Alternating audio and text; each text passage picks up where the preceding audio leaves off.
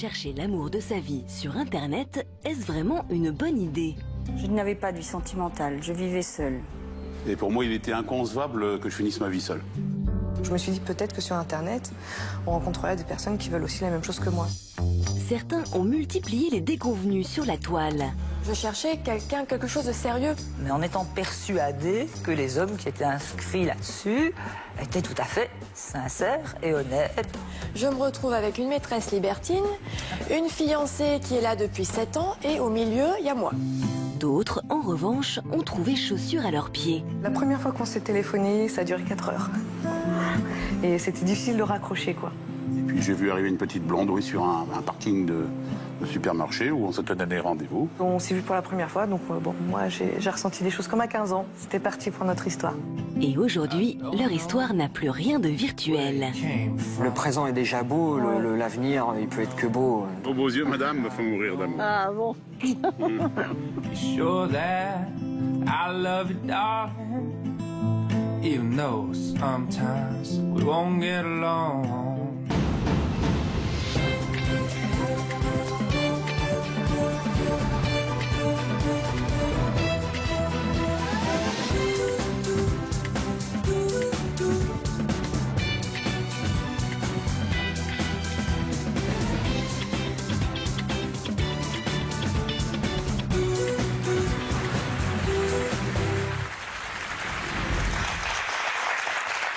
Bonjour à tous et merci à nos invités d'être parmi nous aujourd'hui pour nous faire partager les joies, mais aussi les couacs de leur rencontre sur Internet. Si pour certains, un clic a suffi pour trouver l'amour, d'autres ont enchaîné les rencontres, certaines plus farfelues que d'autres. Et Caroline en sait quelque chose. Caroline, quel bilan tirez-vous aujourd'hui de votre expérience sur Internet? Bien qu'il y a 4 types d'hommes.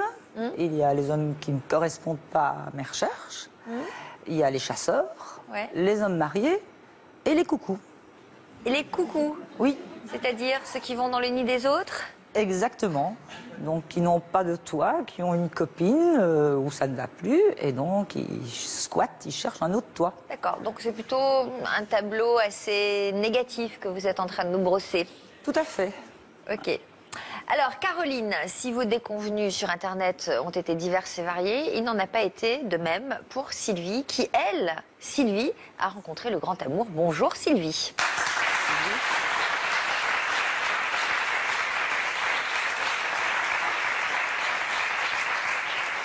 Sylvie, chanceuse quand même. Qui était cet homme merveilleux dont la prose vous a immédiatement séduite?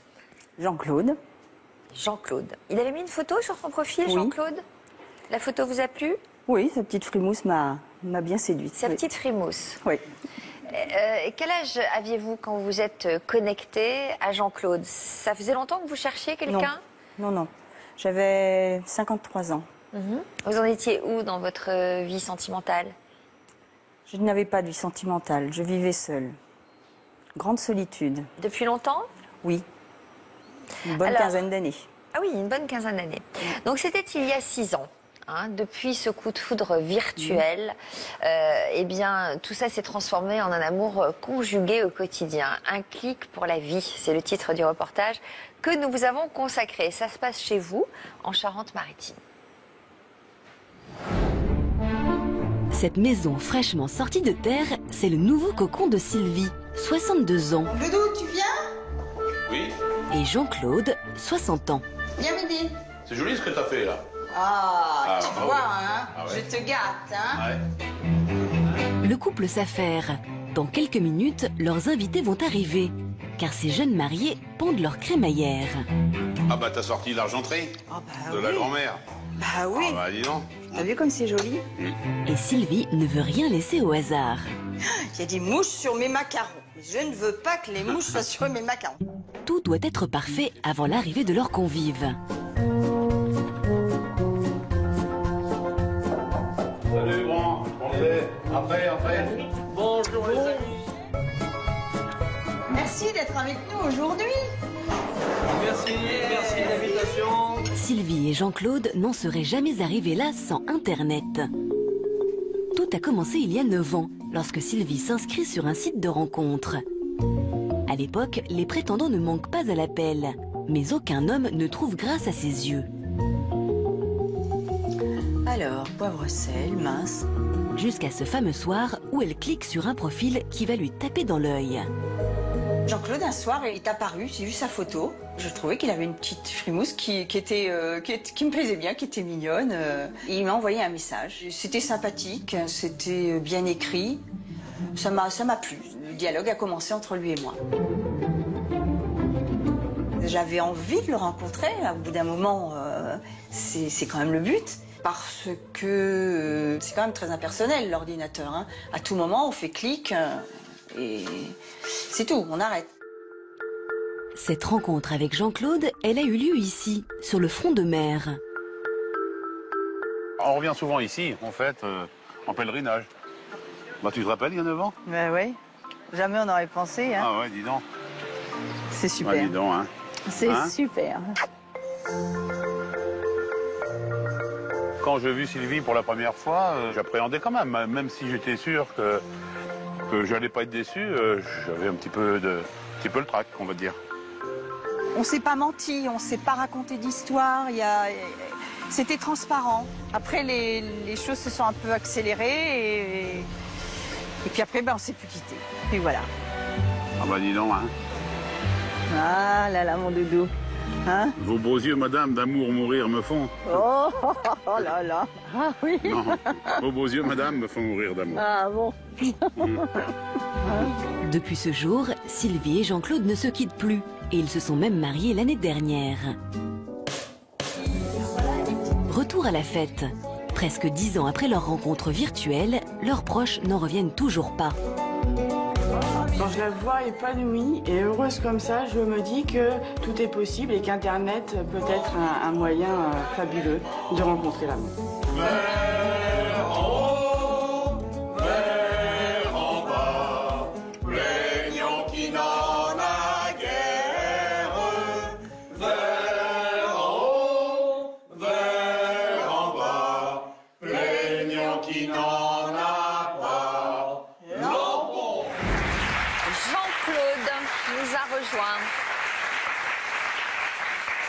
Non, mais alors c'est en face de Fort Boyard tout ça là. Tout à fait, la presqu'île oui. de Fouras. Voilà. Oui. Vous avez l'air ému, Jean-Claude. Un petit peu, oui, ça fait drôle quand même. Qu'est-ce qui fait drôle? De voir ses amis, sa famille et... Oh, oui, je suis ému. Comment vous en êtes venu à utiliser cette technique de rencontre? Alors moi, donc, j'étais veuf à 40 ans, avec 2 enfants un de 6 et l'autre de 15 ans. Donc je sortais pas, je pouvais pas sortir. Et pour moi, il était inconcevable que je finisse ma vie seul. Donc c'était pour moi le seul moyen de faire ça de chez moi, quoi. Et vous, Sylvie, qu'est-ce qui vous a amené sur Internet? J'ai fait un pari avec une de mes nièces. Et puis... Quel genre de pari? L'idée, c'était de dire, bah oui, voilà, bon, vous croyez que je vais pas le faire? Eh ben si, je vais le faire. Mais bon, sans conviction. Sans conviction. Vous aviez mis une photo de vous? Non. Pourquoi? Eh bien, parce que je me suis dit que si on voulait me voir, eh bien, on me verrait de visu. Bon, d'accord. Voilà. Très bien. Et vous, Claude, vous en avez mis? Moi, j'avais mis une qui m'avantageait bien. Pourquoi vous aviez mis une photo de qui? Non, je plaisante. Non, j'ai mis une photo, oui. Je n'ai pas été déçue de la photo. Non. Enfin, quand je l'ai vue. Enfin, quand vous l'avez vue en vrai. Quand vous l'avez vue, vous vous êtes dit quoi? Oh, on s'était déjà pas mal décrit par courrier. Parce qu'après, bon, on correspond par le biais du site, mais ensuite, ce sont des mails et puis j'ai rapidement le numéro de portable. Donc, on a le temps quand même de se dire plein de choses, quoi. Donc, si on est honnête, Vous avez correspondu combien de temps avant de vous rencontrer réellement? Une dizaine, quinzaine de jours, peut-être. 15 jours. Ouais, une quinzaine de jours. Une bonne quinzaine, peut-être. Et puis, j'ai vu arriver une petite blonde, oui, sur un parking de supermarché où on s'était donné rendez-vous. Oui, j'ai pas eu peur. Vous voyez, même un rendez-vous sur un parking. Je suis allée. Dit, voilà. C'est pas hyper romantique, hein, comme Pas trop, premier non. rendez-vous. Non, mais après, on est allé sur le front de mer face à Fort Boyard. On est ça allé change. sur le front de mer que vous avez vu tout à l'heure dans le film. On va saluer Jessica. Bonjour Jessica.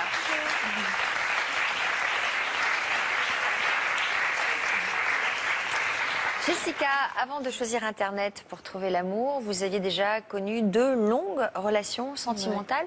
Pourquoi avoir privilégié un site de rencontre cette fois-ci? En fait, un peu par défaut, on va dire, parce que la relation s'était terminée, la deuxième longue relation. Ça faisait 1 an que j'étais seule. Et quand on arrive, j'avais 29 ans, c'était en 2011. Quand on arrive à la trentaine, généralement, on commence un petit peu à se caser. Donc je voyais tous mes amis qui étaient soit en couple avec enfants, et moi j'étais au milieu. Ne sortant pas beaucoup, c'était pas évident pour moi de faire des rencontres autres que le cercle d'amis que j'avais déjà initialement. Donc j'ai une amie qui m'a dit, écoute, moi elle avait rencontré son ami par Internet. Au départ, les sites, c'était pas trop ma tasse de thé.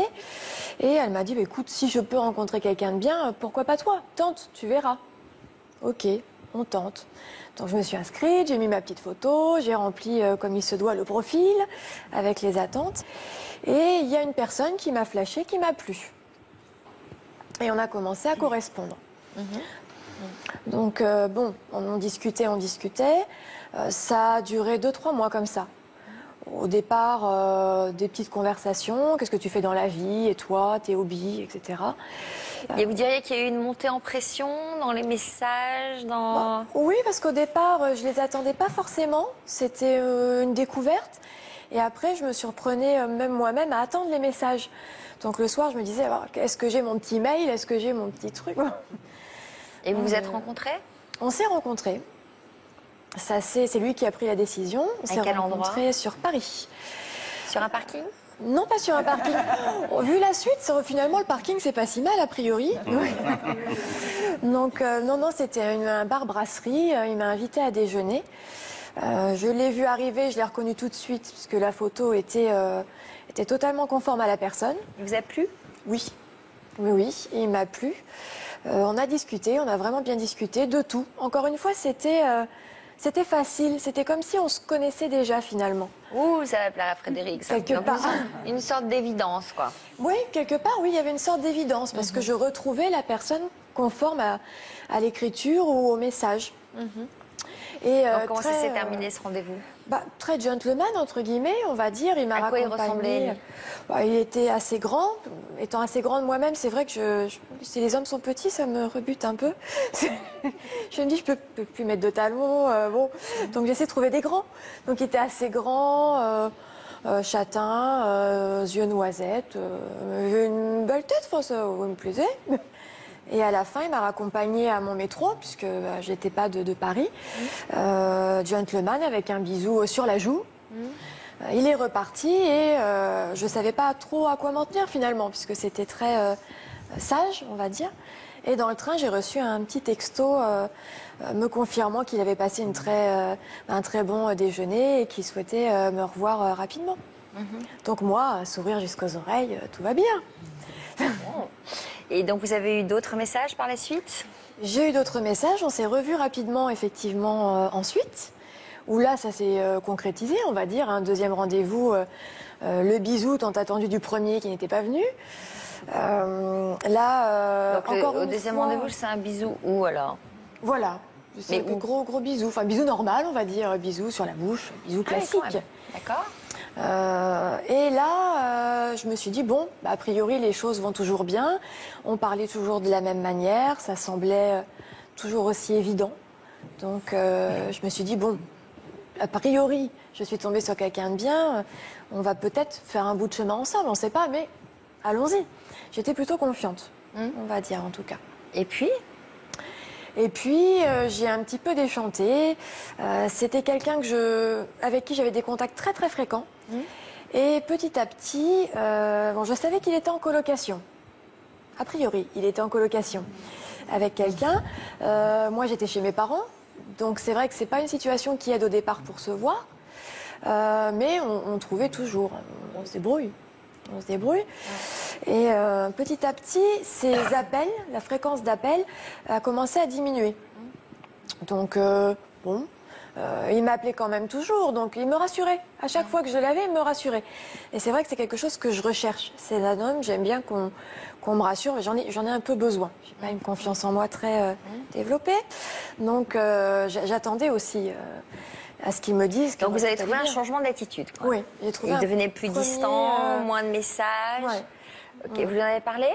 Oui, je lui en ai parlé, donc il me rassurait. Non, non, t'inquiète pas, tout va bien.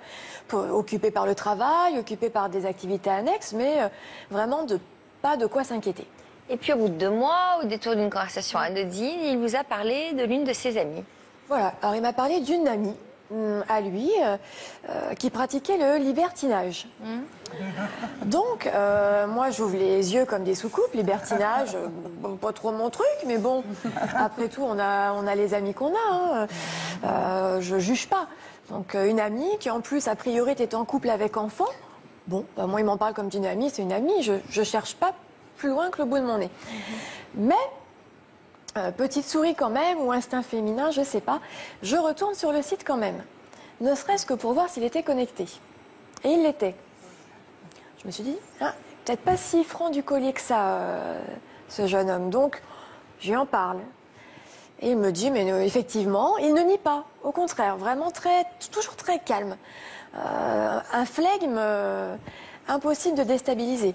C'est, mais non, t'inquiète pas, effectivement, je vais parfois sur le site, j'aime rencontrer des gens, je discute, je ne les rencontre pas physiquement, il ne se passe absolument rien. Puis alors moi, la cloche du quartier, pas de problème. Tout va bien. On continue. Et donc vous avez continué. Est-ce qu'il a de nouveau évoqué cette jeune femme? Il l'a évoqué de nouveau. Quand on se voyait, j'avais remarqué quand même régulièrement qu'il venait de boire un verre avec elle, ou ils avaient mangé ensemble. Donc, au départ, on se dit amis proches, mais bon, il est quand même toujours sur le site. Les appels s'espacent. On voit quand même des petits changements. Donc, j'ai creusé un petit peu. Il m'avait, alors erreur ou pas, hein, pour moi ça a été une bonne erreur qu'il a fait, j'avais le nom et le prénom, cette jeune femme. Donc je suis allée sur un réseau social, j'ai tapé le prénom et le nom. Je me suis dit au pire, on a souvent des pseudonymes, si c'est son nom et son prénom, on verra. Alors vous allez nous dire tout à l'heure qui est cette jeune femme, mais d'abord une réaction de Frédéric. Est-ce qu'à ce stade-là, Jessica aurait dû se méfier? Je pense, oui. De quoi? Alors, en fait, renseignez-nous. De quoi doit-on se méfier? Il y a toujours des signaux qui alertent sur les imposteurs ou les gens qui ne sont pas honnêtes par rapport à leur démarche. C'est-à-dire qu'ils se présentent sous un jour alors qu'ils ne sont pas ce qu'ils disent être. Donc, effectivement, c'est important parce que c'est pas en 3 rencontres qu'on connaît quelqu'un. Donc, tous ces signaux... Qu'est-ce qu'elle aurait dû voir alors là, par exemple? Déjà, ce qui est rassurant, c'est qu'elle les a vus, ces signaux. Elle avait vu que quand même, quand on fait une rencontre et si elle est importante, c'est a priori pas normal qu'on continue de se connecter et de rencontrer d'autres personnes. Hein, l'honnêteté veut que je rencontre quelqu'un, donc je me donne une chance je donne une chance à cette relation, donc j'arrête de faire d'autres rencontres, ce qui semble logique. Donc là déjà les signaux peuvent s'allumer. Le fait aussi de ne pas pouvoir se rencontrer chez l'autre, ça c'est un signe. En général c'est le signe des hommes mariés. Ce sont des gens qu'on ne voit qu'à l'hôtel ou qui ne sont jamais disponibles, que vous ne pouvez plus joindre à partir d'une certaine heure ou qui sont le blackout total, pas de message le week-end. Donc il y a tout un tas de signaux qu'il faut prendre en compte. Là, en l'occurrence, le fait de parler de libertinage, c'est une perche qui lui tendait pour savoir si elle était prête à ce genre de pratique. Donc tout ça, les warnings doivent s'allumer et de dire est-ce que c'est vraiment le type de rencontre ou de relation que j'ai envie de vivre. Et je ne pense pas que c'était le cas. On verra tout à l'heure, mais d'abord nous allons découvrir l'histoire de Caroline qui évoquait en tout début d'émission les différents profils d'hommes qu'elle avait rencontrés. De quelle manière avez-vous procédé justement pour sélectionner ceux qui vous intéressaient? D'abord la photo, parce que la première chose qui attire c'est quand même le physique, l'âge. Il y avait un âge limite? Oui. Oui, quand même. Lequel? Mais disons que j'acceptais, j'ai eu des messages d'hommes plus âgés que moi. Ça va pas. Mais j'ai toujours attiré les hommes plus jeunes. Je ne sais pas pourquoi. Les photos, l'âge, et puis effectivement leur profil. Bon. Alors, il y en a un qui correspondait bien à tout ça. Oui, Comment tout à fait. avez-vous abordé le premier tête-à-tête? Très sereinement, oui, très sereinement. Je me suis dit, bon, bah, on va Vous voir. êtes plu? Oui, tout à fait. Donc c'était au restaurant? Oui, au restaurant. Il m'avait invité au restaurant. Vous étiez habillée comment? Comme je suis maintenant, tout à fait. Bon, ça s'est bien passé alors? Oui, oui, très bien. Très bien. Très gentleman, très bien. Vous êtes revus? On s'est revus, oui, oui.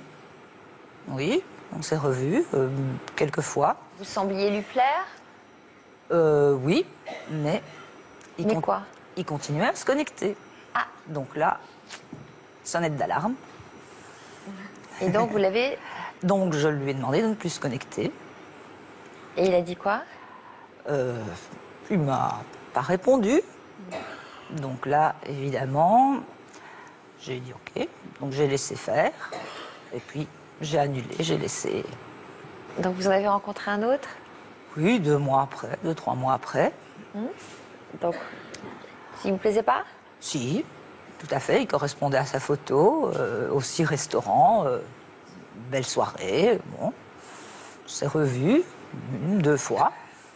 De nouveau, il se connectait. OK. Je lui en ai parlé. De nouveau, oui, mais... OK. Continue à se connecter. Dégagé. Dégagé. Est-ce qu'à un moment donné, vous vous êtes remise en cause? Oui, un petit peu. Je me dis, est-ce qu'il y a quelque chose qui ne va pas chez moi? Donc voilà, donc avec une amie, on en a discuté. Et elle m'a dit, tu sais, non, je vis la même chose, donc t'inquiète, t'as pas de soucis. Et elle dit, moi, ça me rassure, je me rends compte que j'ai pas de soucis non plus. Émilie, que représente... Bonjour d'abord. Que représente la vie de couple pour vous? C'est très important. C'était la première chose pour moi dans ma vie que je devais réussir. Voilà, donc j'ai eu une première histoire d'amour, mais j'étais très jeune. Quel âge? À 15 ans. Donc on n'est pas préparé à cet âge-là à aimer voilà, avec tout son cœur. Donc vous avez aimé avec tout votre cœur? Voilà, ouais. Et vous avez été déçue? Oui, parce que c'est-à-dire que l'histoire a duré quand même 5 ans, mais on était très jeunes, ados, enfin, beaucoup de choses où, voilà, à cet âge-là, on n'est pas vraiment sérieux. Et puis, nos chemins sont séparés comme ça, quoi. Moi, je voulais quelque chose de sérieux très, très tôt, et lui, non, il était très copain encore, donc voilà. J'ai compris que ça ne pourrait pas durer éternellement. Donc, vous en avez bavé, comme on dit. Voilà. La rupture a été douloureuse. Ouais. Et c'est à 22 ans que vous vous êtes inscrite pour la première fois sur un site de rencontre. Ouais. Qu'est-ce qui a motivé votre démarche? Au départ, c'est des amis qui me disaient, écoute, maintenant, tu peux sortir, ton histoire, elle est finie, il faut que tu tournes la page. Il y avait déjà des rencontres qui se faisaient sur Internet, donc je me suis dit, pourquoi pas, de toute façon, j'ai rien à perdre. Vous étiez jeune, surtout, oui. à 22 ans, on a toute Et puis je voulais l'avenir une devant histoire soi. un peu plus sérieuse, donc je me suis dit peut-être que sur Internet, on rencontrerait des personnes qui veulent aussi la même chose que moi. Donc voilà, vraiment, j'ai... Donc c'est-à-dire, ce que vous souhaitiez, vous, à 22 ans, c'est déjà de fonder Ouais. une famille. Ouais. Bon, et alors, donc, vous vous inscrivez sur Internet. Oui. Et puis, vous l'avez marqué sur votre annonce que Oui, vous souhaitiez, j'étais timide, je n'avais pas marqué tout de suite, je voulais des enfants, mais que voilà, j'étais faite pour une histoire durable, la femme d'un seul homme. Voilà, j'ai essayé quand même d'être honnête, mais voilà, j'étais timide, il fallait quand même qu'on vienne me chercher un petit peu et que je voulais quelque chose de sérieux, quoi. Donc ça a duré, je me suis inscrite peut-être pendant 4 mois, j'ai fait quelques rencontres, mais c'était rien de très, très concret, vous avez quoi. vu trois hommes, c'est ça? 3-4 hommes, voilà, mais c'était surtout des histoires de sans lendemain, quoi. Mais quand Donc, même je me une suis- histoire à chaque fois. En fait, on se rencontrait, on se voyait, et puis des fois il y avait des déceptions aussi avec les photos. Et puis d'autres où en fait ils me cachaient vraiment que voilà, non, c'était vraiment pour s'amuser, que moi non. Donc je sentais bien qu'au bout d'un moment, voilà, on n'était pas fait pour. Donc vous avez fini par vous désinscrire, vous, carrément. Voilà, oui. Et J'y puis croyais vous plus. avez attendu plus de 6 mois avant de tenter à nouveau l'expérience sur un autre site. Vous avez changé de site. Voilà, ouais, là j'étais un peu plus vieille, donc ça a duré plusieurs années d'ailleurs comme ça. C'est en 2010. C'est en fait ma mère et ma soeur qui vont vraiment insister pour me dire, bon voilà, tu peux à nouveau faire un essai, ça a marché pour d'autres gens, je vois pas pourquoi toi tu trouverais pas, tu es plus âgé, à 30 ans on veut quand même, tu trouveras certainement quelqu'un de plus âgé aussi, ou comme toi qui trouvera voilà, les mêmes choses, quoi. Et ça a marché? Et ça a marché. C'est-à-dire que vous avez reçu un message qui se distinguait des autres? Oui, complètement. Il était un message un peu plus long que les autres et qui me disait honnêtement voilà, que mon profil lui plaisait énormément, qu'il avait envie de discuter. Donc il y avait quelque chose déjà de plus vrai, de moins virtuel. Voilà, parce que là, je sentais que c'était quelqu'un de plus honnête et puis le profil m'avait plu aussi. Sa photo m'avait plu. Ça correspondait quoi, déjà à certains de mes critères. Donc vous avez cherché à le rencontrer? Oui, tout à fait. On a déjà beaucoup parlé en fait avant. Et là, j'étais franche. Hein. Je lui ai dit tout de suite, bon voilà, moi j'ai quelques défauts, je vais être honnête. J'ai mis des photos avant et après, sans maquillage, avec maquillage. Je voulais vraiment qu'il sache tout de suite dans quoi il s'engageait. Donc voilà, je voulais vraiment être honnête aussi avec lui et je voulais qu'il soit pareil avec moi. Donc je me suis dit, voilà, je pense que là, ça peut que marcher. Si vraiment je lui plais, bah voilà, ça sera comme tel que je suis, quoi, naturel. Je lui ai dit aussi que j'avais quelques défauts. C'est quoi vos défauts? Je peux me mettre vite en colère, ça retombe vite, mais voilà, je monte vite sur mes grands chevaux. Voilà, des choses comme ça. J'ai un rire assez spécial aussi, donc je me suis dit, bon, assez voilà. spécial. Oui, on va dire, bon, voilà, j'évite justement des fois trop de personnes, parce que après, on part dans des délires et puis personne s'en remet, c'est plus sérieux après, donc je lui avais dit, voilà, si un jour t'as honte, je suis désolée, je peux pas changer ce genre de choses. Donc, bon, manifestement, ça ne l'a pas découragé. Non, du tout. On a continué et puis il a été tout à fait honnête aussi avec moi. Je lui ai demandé d'être le plus sincère possible, s'il avait des défauts qui se décrivent, quoi. Bon, donc, alors, donc, ça a donné lieu à de longues conversations quotidiennes. Tous les soirs, vous vous appeliez combien de temps? La première fois qu'on s'est téléphoné, ça a duré 4 heures. Donc là, on s'est dit, oula, on a des choses à se dire. On avait beaucoup de points communs aussi. On n'arrêtait pas d'avoir quelque chose à se dire, soit sur nos univers qu'on aimait beaucoup, sur les films. Enfin voilà, donc ça partait toujours très très loin. Et c'était difficile de raccrocher, quoi. Donc, vous habitiez loin de l'autre? Oui, on était un petit peu à 3/4 d'heure de route. Donc loin. Ça allait encore quand même. Sa voix vous plaisait? Oui, aussi, oui. Je le sentais naturel aussi avec moi, à l'aise, lui. Lui, toujours à l'aise, toujours calme. Donc, vous êtes donné rendez-vous? Oui. Sur un parking? Oui, sur un parking aussi. Parking de cinéma. Pourquoi on se donne toujours rendez-vous sur un parking? Parce qu'en fait, je croyais qu'il y avait une brocante. On peut se garer. Non. Je croyais qu'il y avait une brocante et il n'y en avait pas. Frédéric, vous avez un avis pour le parking? C'est pratique. Non, mais en tous les cas... Est-ce qu'il y a un concept psychologique, le parking? Est-ce que c'est une manière de se parquer, c'est-à-dire de se caser? On peut se parquer, mais on peut partir vite aussi. Je pense qu'il y a ça aussi. Je crois que dans les rencontres, il faut éviter pour la première rencontre de recevoir dans des endroits privés. Il faut vraiment prévoir des lieux publics avec pas une activité qui dure trop longtemps. Pour s'échapper, comme dans le cas de... Il faut repérer la porte de sortie en entrant. Il ne faut pas que ça dure trop longtemps si la rencontre n'est pas au rendez-vous. D'accord, très bien. Ça, c'est un conseil pratique à retenir. Oui, mais en fait, moi, c'était un dimanche après-midi, et en choisissant le parking, j'étais la seule voiture, donc on peut pas se tromper. Ça, alors là, on est dans le concret, là. Vous étiez sûr qu'elle vous reconnaisse? Voilà, donc vous ne pouvez pas se tromper. D'accord. Bon, donc vous, c'était où la rencontre? Donc c'était sur un parking déjà d'un cinéma. Ils ne connaissaient pas du tout ma ville, alors ils connaissaient juste ce cinéma-là, ce parking-là. Je dis bon bah voilà, comme ça on est sûr de ne pas se louper. Et puis on s'est vu pour la première fois, donc bon moi j'ai ressenti des choses comme à 15 ans. Elle était mieux la photo, elle était mieux en vrai, quoi. Et puis j'ai eu beaucoup de mal du coup à lui indiquer la route après pour essayer de se retrouver et boire un verre quelque part. Parce que je voulais que ça soit l'après-midi et pas le soir, justement pour pas qu'il y ait d'ambiguïté. Tout de suite, je lui ai dit voilà, il y a plus d'heures dans une après-midi pour faire une rencontre, pour discuter qu'un soir. Jamais le premier soir? Voilà, c'était fini ça, j'avais donné. Donc si je voulais que ça dure, voilà, je m'étais dit voilà, faut te donner tous les moyens, donc on va le faire durer un petit peu. Et alors? Et on a passé toute l'après-midi à discuter, c'était vraiment magique, quoi. On était dans une bulle, on voulait pas que ça s'arrête, et du coup, je suis revenue sur mes paroles parce qu'on devait se quitter en début de soirée, et puis il m'a proposé de manger quelque part.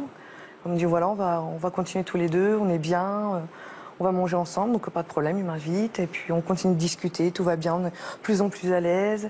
On se fait un cinéma aussi, du coup, le soir, on se dit allez, on se fait une séance, pourquoi pas, on se quitte pas tout de suite. Et puis au cinéma, voilà, il y a juste eu un premier geste, un premier rapprochement. Elle m'a tenu la main, tout simplement, mais alors c'était... je sentais déjà que pour moi ou pour lui, c'était... voilà quoi, les deux cœurs battaient et on se disait waouh, il se passe peut-être déjà quelque chose, mais voilà, j'avais peur aussi un petit peu de mes sentiments, donc je dis va pas trop vite ma fille, parce que voilà. Hein. Et puis on s'est quittés difficilement, et puis on s'est dit faut qu'on se revoie rapidement. Donc après on s'est revus une deuxième fois le week-end d'après, le 15 janvier. Et ben là ça a été la concrétisation, premier bisou, premier après-midi. Voilà, on avait recommencé à nouveau un après-midi idéal, et puis le soir un petit bisou, et voilà, c'était parti pour notre histoire. Frédéric, on sent une certaine évidence dans ce... Ça. Et c'est ce que je disais tout à l'heure, je pense qu'ils se seraient rencontrés dans un autre contexte, ils se seraient plu. Ils se seraient aimés de la même manière. C'est-à-dire que là, dans leur cas, vraiment, Internet a été un facilitateur pour permettre la rencontre qui n'aurait pas été possible autrement. Jessica, l'homme pour lequel vous aviez craqué n'arrêtait pas de vous parler de l'une de ses amies libertines. Vous avez découvert qu'il se connectait toujours sur le site et que ces messages étaient de moins en moins fréquents. Donc vous avez eu quelques doutes. À quel moment avez-vous vraiment commencé à vous poser des questions? En tout, ça faisait 2-3 mois, on va dire, que je connaissais. Et vraiment, cette personne-là revenait. Elle revenait régulièrement. Donc, bon, j'ai beau être un peu naïve, quand même pas à ce point-là. Cette personne, la personne dont il vous parlait? La personne dont son amie. Libertine. Voilà. Donc, effectivement, je me suis dit, j'irais bien la chercher, moi, cette personne, pour voir qui c'est vraiment. Donc, je me suis mise sur un réseau social, j'ai tapé son nom, ce qu'il me l'avait donné lui-même. Donc, je pense qu'il devait se dire, il ne devait pas se douter que j'irais peut-être creuser un peu plus loin que ça. J'ai tapé son nom et je suis tombée sur son profil directement. Donc, qu'est-ce que j'ai fait? Je lui ai envoyé un petit email en privé, mais en me présentant de manière neutre, à savoir que j'étais une amie de la personne en question, qui m'avait parlé d'elle, que j'aurais aimé faire sa connaissance. J'ai essayé de tortiller le truc pour que ça passe un peu en me disant, je vais peut-être avoir une réponse. J'ai pas été déçue du voyage. J'ai eu une réponse. Elle m'a répondu le soir même, en me répondant que c'était la petite amie. Et alors donc déjà là, décomposition devant l'ordinateur, parce que même si on a, on va dire, un doute, on s'attend quand même pas à ça. Bon, ok, première chose, et on a commencé à discuter par le biais du chat du site en fait. Et là, elle m'a raconté que cette personne l'avait initiée au libertinage, qu'il l'avait rencontrée un petit peu après moi sur le même site internet, qu'elle était célibataire, elle avait effectivement un enfant mais elle était seule. Et elle, par contre, était au courant d'une autre chose dont je n'étais moi-même pas au courant, à savoir qu'il n'y avait pas du tout de colocation, mais qu'il était avec une personne depuis 7 ans. Donc, grosso modo, moi qui, je pense, suis quelqu'un de sérieux, je me retrouve avec une maîtresse libertine, une fiancée qui est là depuis 7 ans, et au milieu, il y a moi. Et là, décomposition. Donc, mais elle était au courant et ça la gênait pas. Donc, elle avait son rôle de maîtresse. Elle était au courant de votre existence? Elle savait, elle pensait que j'étais une amie. Ouais. Mais peut-être que c'était une manière pour lui de rabattre du gibier. Voilà, mais c'est ça. Séance libertine. C'est un rabatteur.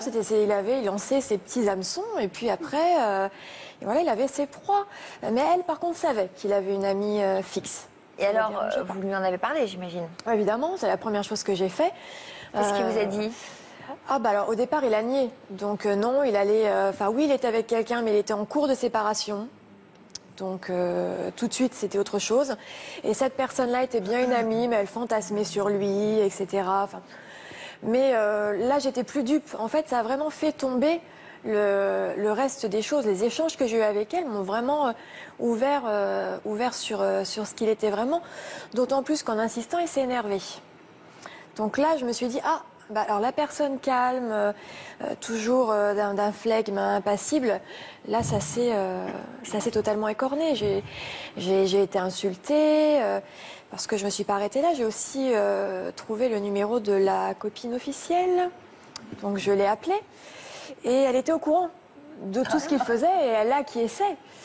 À partir du moment où monsieur revenait, on va dire, dans le nid, ça se passait bien. C'était le sien. Il y avait un instinct de possession peut-être. Il pouvait faire ce qu'il voulait du moment qu'il revenait à la maison. Donc je me suis dit, ça y est, ils sont tous fous. Tout va bien, donc forcément, au bout d'un moment, on s'énerve aussi. On se dit, mais je suis quoi, moi, là-dedans? Je suis la cruche de service, et puis lui s'est énervé, il m'a insulté d'avoir, parce qu'il l'a su forcément, que j'avais contacté la personne officielle. Là, je m'en suis pris plein la tête. Donc moi, je pleurais, j'avais ma mère à côté qui n'était pas au courant, je lui ai tout raconté. Elle m'a dit, mais t'as rien vu, je t'avais pourtant dit certaines choses. Et étant psychologue, on se dit, la psychologue, elle va pas faire fortune, hein, parce que elle voit rien, quoi. J'avais rien vu, mais rien. Internet, on trouve de tout. Du meilleur, heureusement, comme du pire. Et je me disais, pourquoi c'était un challenge, c'était quoi? Je cherchais pas ça, il le savait. Pourquoi avoir insisté dans cette relation-là? Pourquoi pas avoir laissé tomber en se disant, je peux trouver quelqu'un qui aime le libertinage? Parce que c'est peut-être plus rigolo pour lui d'avoir quelqu'un Mais là, le à danger... initier. Oui, je pense. C'est que vous cherchez à comprendre ses motivations à lui, plutôt que de rester dans vous et comprendre les vôtres. Pourquoi vous êtes resté alors que vous aviez eu tous ces petits signaux d'alerte? Pourquoi vous avez continué à vouloir croire à quelque chose où vous sentiez déjà au fond de vous qu'il y avait un problème? C'est plus ça qui est intéressant, parce que ses motivations à lui, ça ne peut être que des interprétations, on ne peut pas savoir exactement. Donc ça, vous n'avez pas de prise là-dessus. Donc récupérez plutôt de la prise sur ce qui vous concerne, sur votre confiance en vous, sur travailler ça, pour ne pas vous retrouver. Mais c'est une expérience qui va vous aider dans votre travail, justement. Parce que ça va vous permettre d'aider des personnes qui vont être victimes de ce genre de personnages. Ouais. Donc, servez-vous-en plutôt que de vous flageller avec ça et de vous dire je suis nulle, je suis bonne à rien. Non. Ayez l'humilité aussi de dire, moi en tant que psychologue, je peux aussi aider et m'en servir. Et qu'est-ce que ça dit de moi et de mon histoire? De moi, pour vous, vous en servir pour vous, pas pour les autres. Que je vais rester vieille fille avec mes chats. D'où ça peut venir ce manque de confiance en vous? En quoi ça peut faire écho à votre histoire, votre passé, à votre rapport aux hommes? Alors, j'ai quand même fait après ma petite réflexion intérieure aussi. C'est vrai que j'ai toujours eu... alors j'ai un papa qui est gravement malade aujourd'hui, qu'il était déjà à cette époque. Et il le savait, il en a un peu joué aussi, parce que j'étais fragilisée aussi. Et c'est vrai que chez mon papa, j'ai jamais eu... C'est quelqu'un de très froid, de premier abord. De très froid? Oui. Toutes les personnes qui le connaissent vont vous dire il est froid, il n'y a pas d'émotion qui transparaît. Il vous a jamais dit je t'aime? Ah non. Il vous a jamais dit qu'il vous trouvait jolie? Non plus. Il vous a jamais dit que vous étiez formidable? Ah non. Si, il m'a dit quand j'ai eu mon bac avec mention que je pouvais avoir celle du dessus à un demi-point près. Donc c'est vrai que quelque part j'ai l'impression de jamais être assez bien pour avoir quelqu'un qui puisse m'aimer. Donc, et encore aujourd'hui, ça m'a tellement blessée que je me dis, alors les gens ont le bonheur, je me rends compte, mais je me dis que c'est toujours pour les autres, c'est pas pour moi. Oui, alors le risque, c'est de vous servir de cette histoire pour confirmer que vous n'êtes pas aimable. Donc, il faut sortir de cette logique-là et arrêter de vous dévaloriser.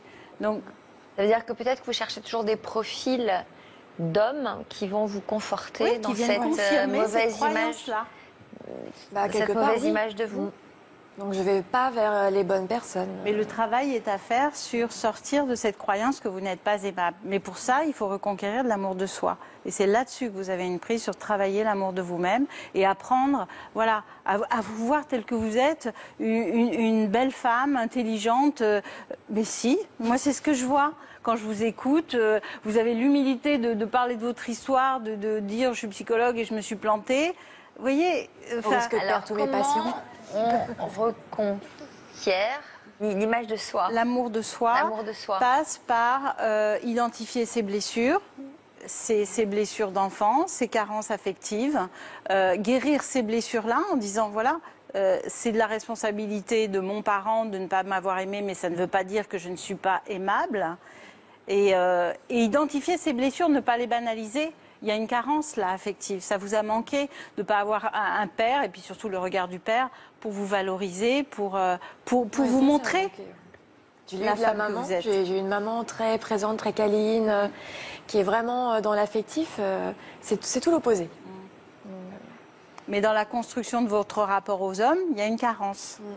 Et c'est là-dessus qu'il faut travailler. Mais moi, j'ai confiance. Vous en avez déjà parlé à votre père? Oh là disons que si on en parle un peu, ça finit jamais bien. Donc, on a tendance à se disputer, parce que lui, il a une éducation qui était comme ça. Donc, c'est pas naturel pour lui. C'est pas quelque chose qui va lui sembler normal. Vous apprenez des choses aujourd'hui, là, sur vous? Bah oui, déjà, effectivement, que je peux peut-être être aimable. Parce que j'ai quelqu'un de compétent qui me le dit. Donc, elle doit avoir raison. Après, il faut que j'arrive à l'enregistrer et à me dire que tout n'est peut-être pas perdu. Là, vous êtes jolie, vous êtes drôle, vous êtes manifestement intelligente. Vous savez qu'il y a plein de jeunes gens que vous allez intéresser, qui vont peut-être nous adresser du courrier. Je les rencontre pas. Destiné. Je les rencontre pas. Non, mais ceux qui vont regarder cette émission, qu'est-ce qu'on en fait des lettres? Ah bah, on je les vais fait les suivre, lire, moi, s'il y en a une. Non, sans souci. Qu'est-ce que vous cherchez en fait comme profil d'homme? Quel est le profil d'homme que vous recherchez? On va voir, on va valider, on va voir avec Frédéric si on peut le valider. Quelqu'un de... Alors, s'il fallait vraiment faire des critères, quelqu'un de fidèle, qui ait des valeurs, parce que j'ai été éduquée avec des valeurs, qui ait une moralité, qui soit honnête, si possible, qui ne se drogue pas, qui ne soit pas alcoolique, la base. Physiquement, vous vous en moquez? Physiquement, alors j'ai une préférence. C'est vrai que j'aime bien les latins et j'aime beaucoup les bruns aux yeux clairs. Alors ça, j'adore. Bon, Émilie, en tout cas, on vous donne rendez-vous là-bas. Hein. Moi, je suis sûre que ça va arriver assez rapidement. Émilie, qu'est-ce que vous avez envie de lui dire d'ailleurs? Vous avez envie de réagir à quoi? Ah oui, déjà, elle est très belle, donc elle peut très bien avoir confiance en elle, il n'y a pas de souci. Hein. Et puis, il suffit juste d'être naturelle comme tu es, je pense, sincère, et demander la même chose en retour. Et oui, c'est possible. Moi, c'est marché pour moi, donc... Bon, vous, dès votre premier rendez-vous avec Johan, vous avez senti une sorte d'évidence. Ouais. Vous aviez plein de choses à vous raconter, vous n'aviez pas envie de vous quitter. Non, du tout. Et ça s'est confirmé par la suite? Oui. Donc, par la suite, on est restés ensemble. Donc, on a emménagé au bout de 4 mois ensemble. Donc là, on avait fait un premier test quand même parce qu'on s'est dit, bon, moi, j'étais déjà sortie avec quelqu'un et puis on avait emménagé ensemble et puis ça s'était révélé en échec. Donc, je lui avais dit, attention, on ne sait jamais, chacun a ses habitudes chez soi. Donc, on fait un test. Et ça s'est révélé très positif. Chacun avait son petit terrain, tout ça. Voilà, donc tout allait bien. Donc, voilà, j'ai été chercher mes affaires et puis je me suis installée définitivement chez lui. Donc ça s'est super bien passé. Et puis quelques mois se sont écoulés. Et puis à la fin de l'année, on a fait un voyage en Turquie que mes parents m'avaient, ils avaient gagné le voyage. Donc ils m'ont dit, allez, vas-y, c'est la première fois que tu es si heureuse, allez-y. Et il m'a fait ma demande en mariage, sur la plage en Turquie. Donc je m'y attendais pas du tout. On en avait parlé, c'était des projets, c'était vraiment pas là dans l'immédiat. On s'est dit bon, on est encore un peu jeune, mais c'est vrai qu'on en a parlé comme ça. Donc là, c'était totale surprise, quoi. Alors c'était il y a presque 3 ans. Depuis ce jour, vous ne vous êtes plus quittés. Aujourd'hui, pas moins qu'un autre jour, puisqu'il est avec nous. On va accueillir Johan.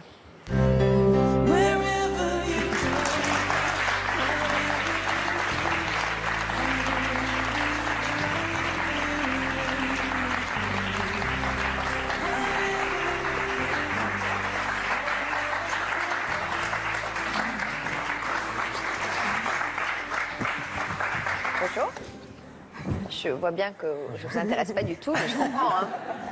Mais bon, vous avez l'air très ému, Johan. Oui, parce que j'ai tout entendu là, et puis c'est vrai que ça résume bien ce qu'on a vécu effectivement, oui.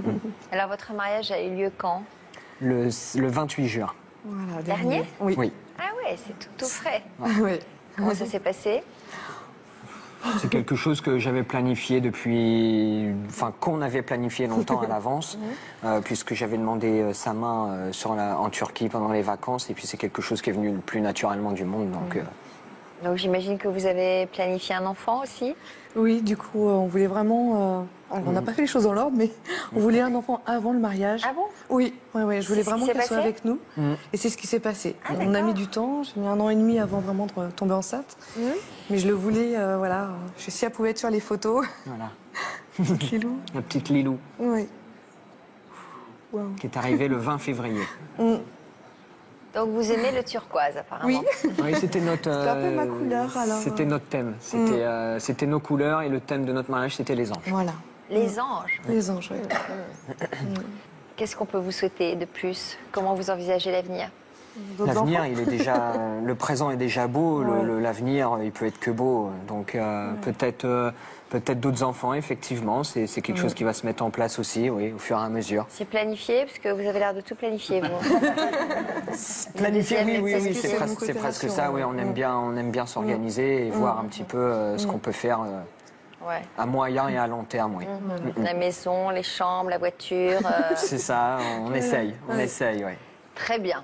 Eh bien, ça aide de planifier, en général. Bravo, en tout cas, pour cette belle histoire.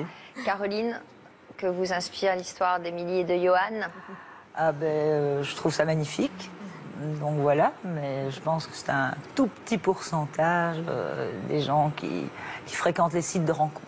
Alors vous, à défaut d'avoir trouvé l'amour, vous avez quand même passé des moments savoureux avec des hommes improbables, des rencontres d'un jour.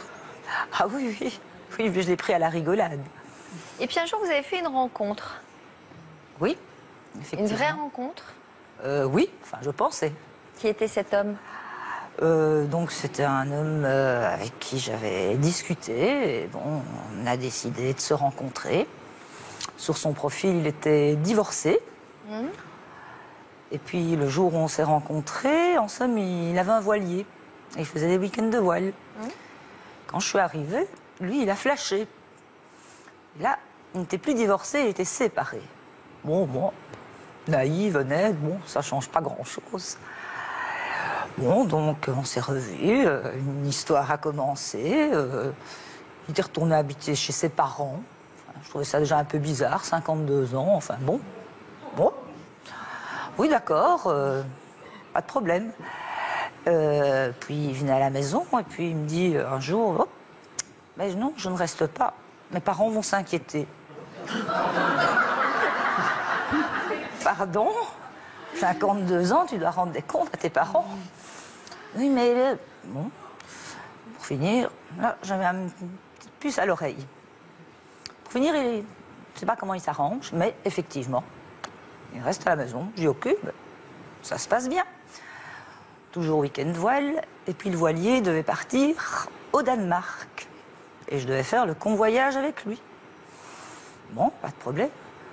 Puis je lui pose la question, mais qu'est-ce que ton voilier va faire au Danemark pendant les 2 mois? Tu vas faire des week-ends de voile? Mais non, il me dit le 15 juillet, je pars avec ma femme et mes enfants. Je fais un bond de 20 cm, je dis pardon. Il dit, attends, d'abord tu es divorcé, puis tu es séparé, et au bout de 2 mois, tu pars 15 jours en vacances avec tes enfants. Et je dis, oh là, excuse-moi, mais il y a un souci là. Oui, mais c'était prévu depuis 1 an. Mais tu sais, ce qui n'était pas prévu, c'est que tu vas prendre tes clés, tu vas prendre ta veste et tu vas directement dégager. Et hop, dehors. Et en somme, cet homme n'avait jamais été ni divorcé, ni séparé de sa femme, quoi. Bon. Alors, qu'est-ce qu'on peut conseiller à notre invité, Frédéric? Je pense que c'est pas Internet qui invente les hommes mariés, les imposteurs, les obsédés sexuels. Vous voyez, je pense qu'Internet n'est pas le problème. C'est peut-être aussi, il y a quelque chose qui part de vous dans votre approche aussi de la rencontre. Et dans ce côté, c'est le coup près. Ouais, c'est blanc ou noir? Oui. Enfin, c'est... Oui. Il n'y a pas de... Oui, parce que je n'ai plus confiance. Voilà. Mais du coup, vous êtes très défensif dans votre approche de la relation. Et ça, je pense que ce serait une rencontre Internet comme une rencontre dans la vraie vie. Tout à fait. à fait. Et il y a quelque chose où peut-être, comme votre voisine, a travaillé sur restaurer de la confiance, parce que là, du coup, c'est très défensif. Oui. Et le moindre faux pas, c'est le coup près. Oui, parce que je suis très méfiante. Oui, j'ai bien compris. Mais vous deviez être comme ça avant, hein? Non. Vous l'êtes devenu à cause des rencontres sur Internet? Pas uniquement des rencontres sur Internet, de toutes les rencontres. Oui, c'est ça.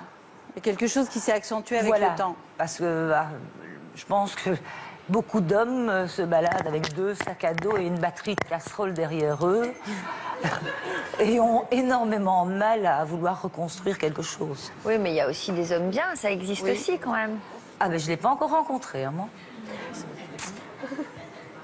Non, mais c'est-à-dire que vous avez une vision tellement négative qu'effectivement, vous êtes comme notre ami psychologue, vous êtes dans la rencontre forcément d'hommes qui vont confirmer que tous les hommes sont mauvais et qu'il n'y en a pas un pour acheter l'autre, les escrocs, les obsédés, les hommes mariés, etc.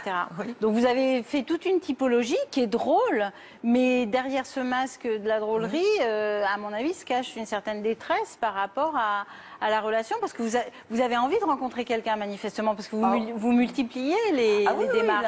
Mais maintenant, je vis très bien mon célibat. C'est clair que je préférerais être accompagnée. Et que peut-être vous devriez lâcher un temps Internet parce que ça ne je n'y vais plus. Voilà. Et d'imaginer, de lâcher prise par rapport aux rencontres et de dire je fais des activités qui me plaisent, je suis la femme que je suis, qui se déploie dans des choses qui sont importantes pour elle. Et dans ce cadre-là, je peux faire une belle rencontre. Ah non, il y a 5 ans que je ne vais plus sur Internet. Oui. Bon, je me dis oui, je vais terminer seule. Bon, mais voilà, je pars du principe que je préfère être seule que mal accompagnée. Bon, ça, c'est sûr. Mais vous pouvez être aussi bien accompagnée. Ça peut arriver. C'est clair que j'aimerais bien. Bon, non, mais si vous êtes là aujourd'hui, c'est que ça a dû laisser des traces en vous, toutes ces histoires. Oui, mais pas ça. Oui, probablement. Mais pas au point de tomber en dépression, et certainement pas. Ça, non. Pourquoi certainement pas? Parce que je ne suis pas en dépression. Donc voilà. Mais c'est vrai que je me suis renfermée, je suis devenue beaucoup plus casanière et que je suis bien chez moi, quoi. Et je pense que vous ne vous montrez pas. Donc du coup, c'est difficile d'accéder à vous et pour un homme, ça doit être compliqué. Parce que c'est fermé, vous ne montrez pas votre personnalité, donc vous êtes dans votre défensive, très caustique, etc. Et ça, ce mécanisme de défense, je pense que vous l'avez mis là. Pour créer une barrière dans la rencontre et du coup ça vous empêche de rencontrer l'autre. Est-ce qu'on peut voir vos yeux? Oui. Le problème c'est que je ne vois rien sans lunettes. Et pourquoi vous mettez des verres bleus? Mais parce que je ne supporte plus mes lentilles et que bon, je trouve que ça donne un look et puis voilà. Comme ça je ne vous vois plus. Non mais je pense que vous gagnez à peut-être vous montrer plus. Sortir de ce mécanisme de défense, de l'humour caustique pour montrer la femme que vous êtes dans sa sensibilité, parce que là on l'aperçoit pas et c'est dommage, je pense. Et ça peut être un obstacle à rencontrer. En somme, dès qu'on me parle, la glace se rompt en somme. Oui. Donc voilà.